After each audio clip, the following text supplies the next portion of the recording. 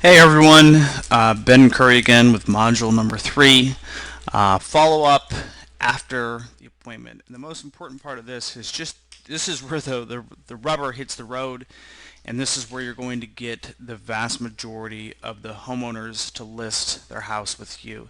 So the first thing you're going to want to do is set up their for sale by owner website, the free for sale by owner website that you offered to them. So on this website, go to marketing software and click on instant property websites. You can log in here and set up the instant property websites for them. Let me click on this again. It's not quite pulling up correct for me. I don't know why. So actually, okay, here it is over here. Instant property websites. So what you're going to see is here's a couple of examples of properties we have set up. And here's an example of what the site will look like. I actually haven't loaded any of this stuff in here yet. Need to load it in. But what you're going to want to do is click on Create New Site. And it's asking for me to log in for some weird reason.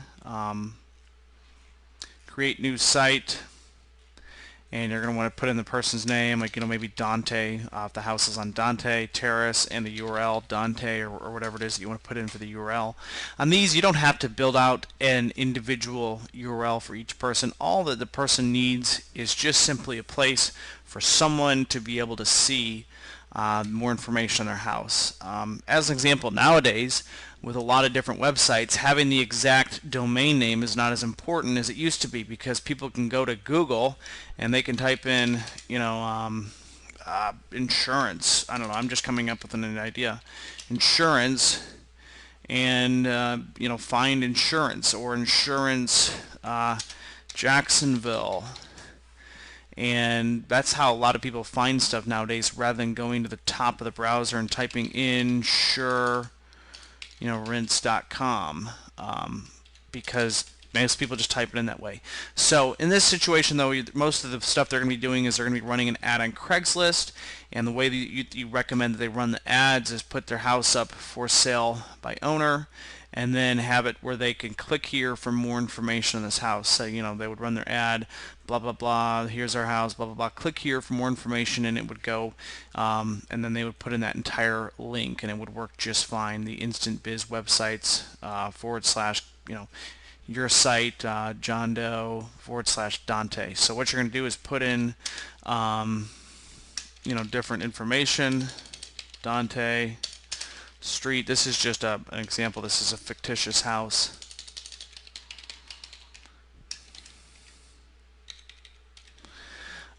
And then you can select the stuff you want here: photo gallery, property description. If you have a virtual tour, great. I wouldn't recommend putting in more properties. And then hit create website.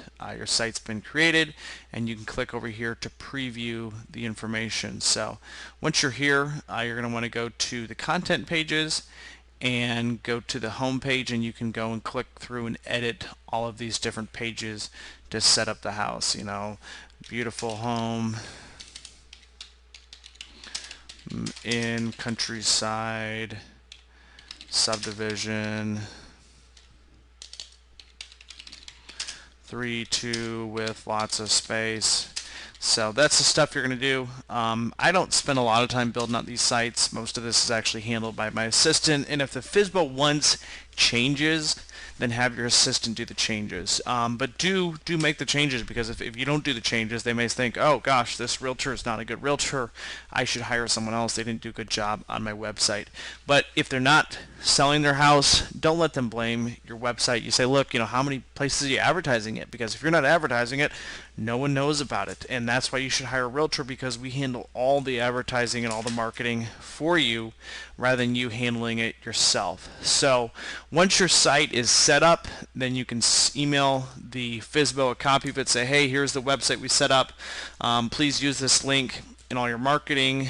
And if they have changes, they'll email them back, and have your assistant make the changes, or hire a virtual assistant to handle that stuff, and let the virtual assistant handle the communication with the FSBO, so you're not stuck in the middle trying to handle everything. So Now that you've got that, the next step is to do the follow-up and the conversion. So on this website, on the EliteRealEstateMarketers.com homepage, click on follow-up and conversion. And the biggest thing you're going to want to do is scroll down here to the follow-up emails. What you're going to want to do is use some of these emails with Mad Mimi. Mad Mimi is what we recommend for a good email follow-up campaign. But the first thing you're going to want to do is use the follow-up emails we've written for the For Sale by Owner program. Let me pull that up so you can see it.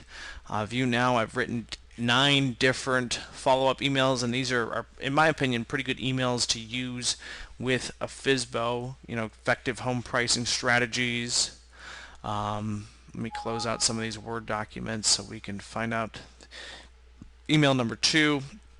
So these are the first 9 emails we send out, and then after that you can use any of the follow-up emails from the follow-up and conversion page. So we recommend using Mad Mimi and first sending out the 9 FSBO follow-up emails and then start sending these ones after that. So the key with Mad Mimi is to set it up so that when you get a lead, all you have to do to put that person on the follow-up sequence is simply enter their name and their email address into Mad Mimi. It's much faster to do it that way rather than each time you enter someone in and then you say, okay, send this email today, send this email a week from now, 2 weeks from now.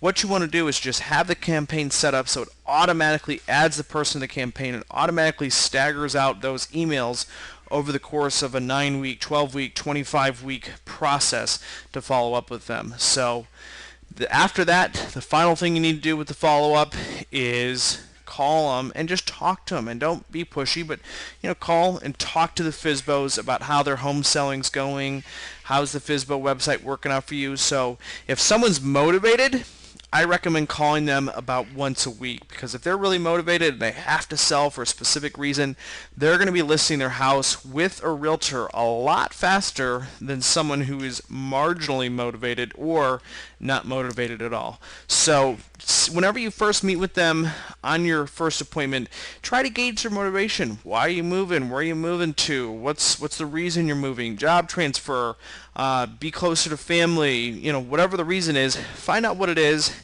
and gauge the motivation. If they're really motivated, call them and follow up with them more often.